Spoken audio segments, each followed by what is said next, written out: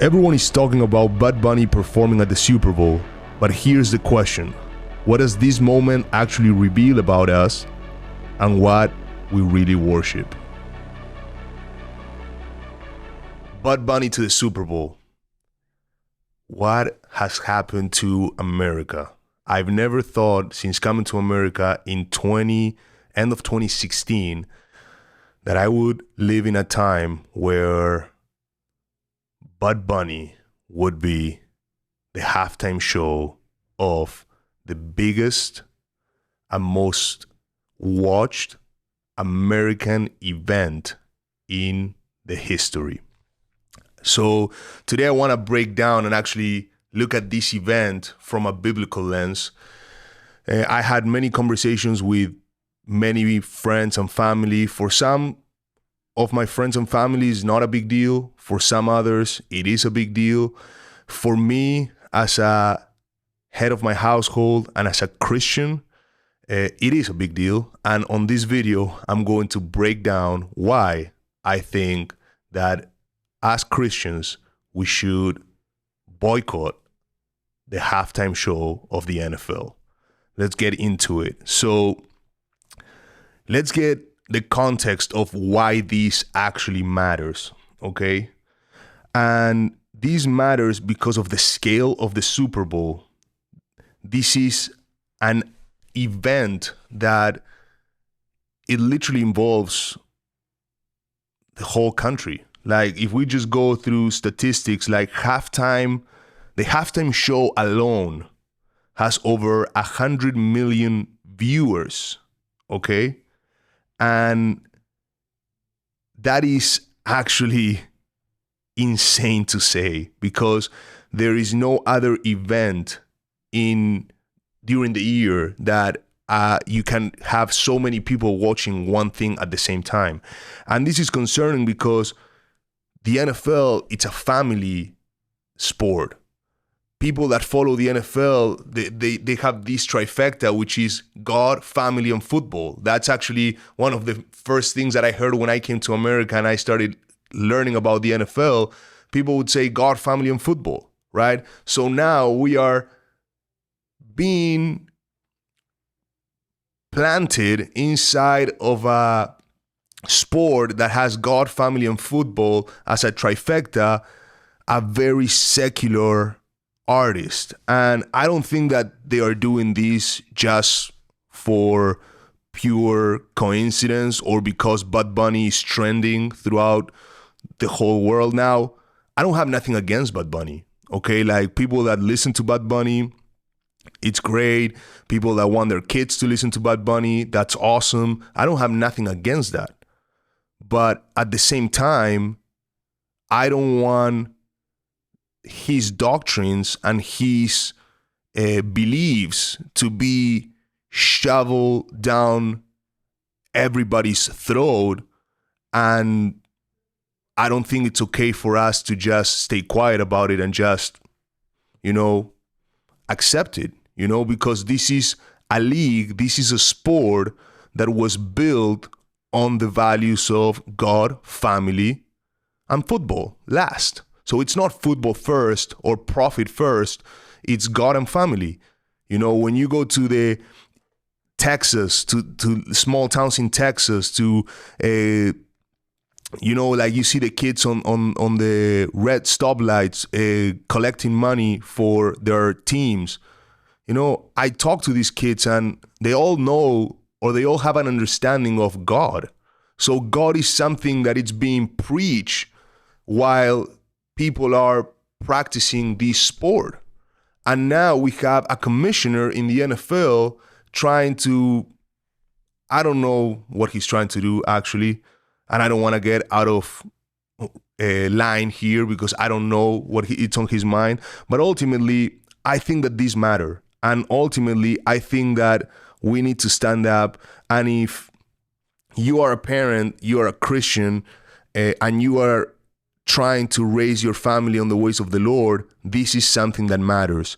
Because the same way that we heard news about Netflix pushing the LGBTQ plus agenda on kids shows, the NFL is doing the same. This is an artist that, as we've seen on the preview of this episode, has dressed as a woman unapologetically, not by making a joke or nothing. Like, he embraces, he performs in dresses. He's saying that it is okay to do these things. And again, I am nobody to judge, and I am not judging that behavior. Where I am drawing the line is when this behavior is trying to be pushed onto my children and our children. So, another reason why this matters is because the halftime shows often reflect what our society celebrates: fame, rebellion, sensuality, freedom. These are the core things that we usually see on halftime shows. And don't get me wrong, I'm not going to pretend that prior halftime shows have been godly halftime shows. No, by no means. And I am not going to get on board of people that are criticizing Bad Bunny, saying that Bad Bunny cannot be the halftime show artist because he's not American. I'm not going to be part of that boat because I don't think that has nothing to do. I am going to be part of the boat that I don't agree with Bad Bunny being part of the NFL halftime show just because he does not represent family values and godly values. And that is sufficient, and that's enough. And, this is not about Bad Bunny music. It's about what the halftime show means spiritually. Okay, so again, I'm not attacking Bad Bunny's music. I'm not attacking people that listen to Bad Bunny. I'm not attacking Bad Bunny nationality, even though he's an American, but he's Latin, like he's from Puerto Rico. So people will make the argument that, mainland Americans don't consider Puerto Ricans Americans, even though that's false, but some people are making that argument. I am making the argument more from what this means spiritually and what this means basically to our world currently. Right now, as Ephesians 5 says, and I'm going to pick it up now because this is perfect for the context that we are talking about. Put on the whole armor of God that you may be able to stand against the schemes of the devil. For we do not wrestle against flesh and blood, but against the rulers, against the authorities, against the cosmic powers over this present darkness, against the spiritual forces of evil in the heavenly places. That's what's going on right now. This is not about attacking Bad Bunny personally. This is not about attacking his music. This is about the battle that is being fought in our faces right now. That it's not between flesh and blood, but against rulers, against the authorities, against the cosmic powers over this present darkness, against the spiritual forces of evil in the heavenly places. So that being said, what does the Bible tell us about this? And, there's a lot of things that if we study the Bible, we can see that are taking place in this moment by Bad Bunny being the halftime show. And the main question or the main thing that I want to bring up is like, what is actually worship, right? Because the worship we don't call worship is one of those things that people, Christians, we missed a lot of the times. We miss the fact that worship is not just singing or listening to Christian music, but worship is everything we do. Like Paul says in Romans, worship in all you do to the Lord, right? And this literally, I can point verses in the Bible, Exodus 32, the golden calf, when people trade God for spectacle. The people were bored and they needed something to do, and Aaron, who was recently appointed as a high priest, gave the people what they wanted, and he created this golden calf, and all of a sudden people wanted to have fun and they were worshiping a golden calf. Hey guys, taking a break from the episode. I hope you're enjoying it. but I wanted to share with you our Moments with God prayer journal. They are out right now and they're extremely good to help you with guided prayer, to help you study the word. We have the SOAP method, which is scripture, observation, application, and prayer. We have prayer for others. I've been using these since we launched them, so make sure to grab yours. They're on sale with free shipping. Thank you for your support, and let's get back to the episode. This is not about just music. This is about us partaking on it, and by partaking on it, we are clearly being okay with it, and by defect or default, we are worshiping. We are exchanging the truth of God for a lie. That's Romans 1 verse 25. And I'm going to read that so we can have a deeper understanding of what Paul is actually talking about there. He goes, I'm going to start on verse 24. Therefore, God gave them up in the lust of their hearts to impurity, to the dishonoring of their bodies amongst themselves. When you read this, if you're a Christian and you're reading this, you cannot tell me that Bud Bunny does not represent this. That Bud Bunny, and again, this is not Bud Bunny's fault. Like, Bud Bunny is blind and we need to pray for him, for God to reveal the truth to him. But therefore, like Paul is writing in Romans 1 verse 24, therefore God gave them up in the lust of their hearts to impurity, to the dishonoring of their bodies among themselves. Because they exchanged, verse 25, because they exchanged the truth about God for a lie and worship and serve the creature rather than the Creator, who is blessed forever. Amen. Verse 26 says, for this reason God gave them up to dishonorable passions. For this reason God gave them up to dishonorable passions. If this is not literally describing what's going on in culture, if this is not literally describing what we are seeing in the Super Bowl, you know, like Bud Bunny being in the halftime show of the Super Bowl is not coincidence.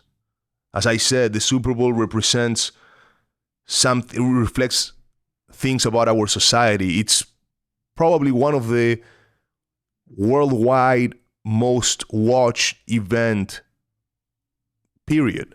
Like, I remember living in Argentina where American football does not even exist, and we would get together to watch the Super Bowl. I remember being in the UK where I was playing rugby and the NFL ties with the UK was not a big thing yet, and we would stop to play the Super Bowl. We didn't know anything about it, but we were hyped to see the Super Bowl and we were hyped to see the halftime show. So that shows you how big and how important actually the Super Bowl halftime show is. And again, I'm not trying to make a big deal about this just because. I'm making a big deal because I want us Christians having our eyes open, and God is warning us about these things. The Bible is warning us about these things. We may not bow to statues, but we still worship. Only now our altars are digital and our gods have stage, lights, and sponsorships. Let that sink for a minute. Let that sink for a minute. What does this whole thing say about us? And I want to challenge you here, and I want you guys to pay attention. I want to challenge you guys, and I want you guys to pay attention and understand that your time and what you watch and what you consume matters. The halftime show is it's not a national ritual, it's a worldwide ritual, I would say. And these are the things that they are pushing to us as glamorous, as things that we should strive to obtain, okay? These are things that our children that are way less mature than us are looking at, and they're like, I want to be like fill in the blank. And that's why we need to be protective of these things. We need to actually guard our children's, and including ourselves, because I've been influenced. This is part of my testimony. Before coming to Christ, I would listen to Anuel, Bud Bunny, Nicky Jam. My lifestyle was influenced by that.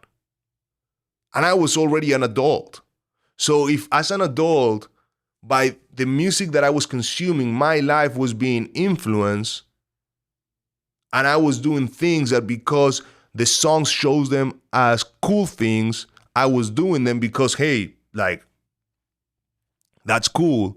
How much more that is going to happen in a setting where 100 million people are watching?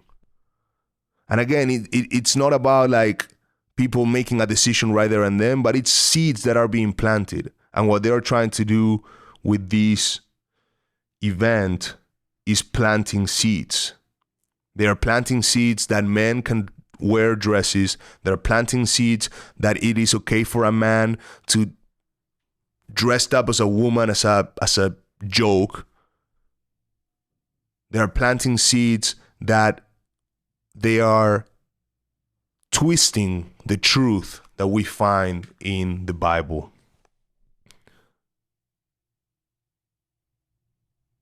And let me ask you these questions, and feel free to let me know in the comments, but why are we drawn to rebellion disguised as freedom?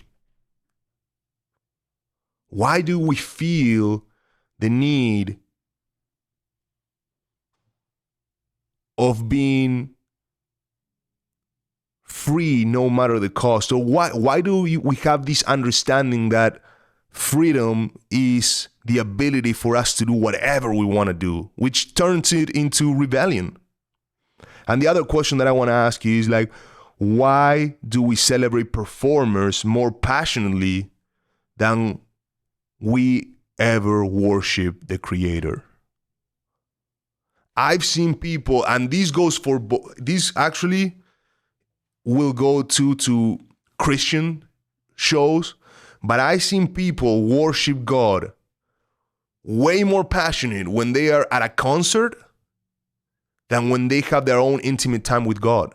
I've seen videos of people sending me to me like, oh, look at this. And I'm talking about Christian worship concerts right now.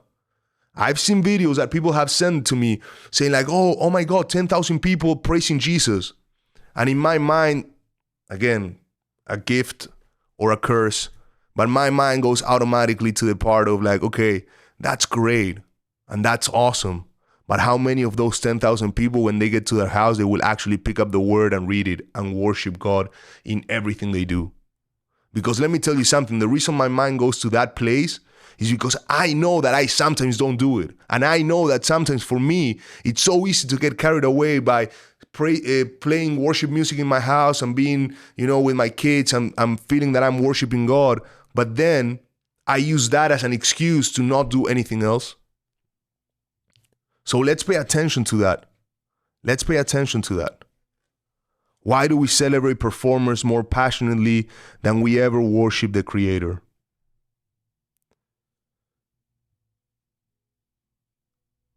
But here's the thing, I don't want to use this video to critique. I think that we are full of, criticism on the internet, and I don't want to criticize on this. I don't want to throw shades to make this something, another Christian podcaster talking bad about the Bad Bunny halftime show. But I actually want to use these to point people towards the truth, to point people towards the gospel. God doesn't fear culture. God is not going to be less powerful or less mighty because Bad Bunny is performing on the Super Bowl. Jesus entered a world full of idols and offered something better: real glory, real peace, and real love. We can go to John 4, the woman at the well, where Jesus said, and I'm actually going to read it. The woman is asking Jesus how she can worship, right? And Jesus says, "Woman, believe me, the hour is coming when neither on this mountain nor in Jerusalem will you worship the Father. You worship what you do not know. We worship," he was talking about the Jews, "what we know." He was being clear, like she didn't know God. So that's why she couldn't actually worship him. But then he also states, like, we worship what we know, for salvation is from the Jews.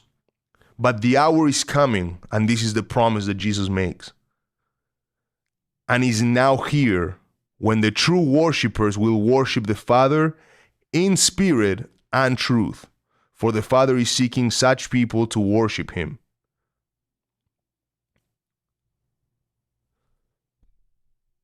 So understand that God is not seeking spectacles. God is not seeking noise. God is seeking true worship in spirit and in truth. And the idea of this video is to point us to the truth, not to get caught up in the noise, not to get caught up in these things. Stand in the truth and make decisions for our children, for our families, for our lives based on the truth. The issue isn't the music, it's the meaning. The stage isn't evil, it just reveals what we treasure the most. So I want to finish this episode, guys, to challenge you. And, you know, when the Super Bowl is happening, when the halftime show is happening, and if you decide to watch it or not, ask yourself, who or what am I worshiping? And I encourage fellow believers, fellow brothers and sisters in Christ, to be culturally aware but spiritually grounded. And let me know in the comments, do you think the halftime show matters spiritually, or is it just entertainment? And let's talk in the comments. I would love to hear from you. Thank you guys for watching. I hope you guys enjoyed the episode. Make sure to subscribe, like, and comment. Let me know your thoughts. I always read the comments and they help me come up with new ideas for the next episodes. And if you felt that this episode helped you or may help somebody else, make sure to share it. It will help the algorithm of the videos. Thank you, and we'll see you on the next episode.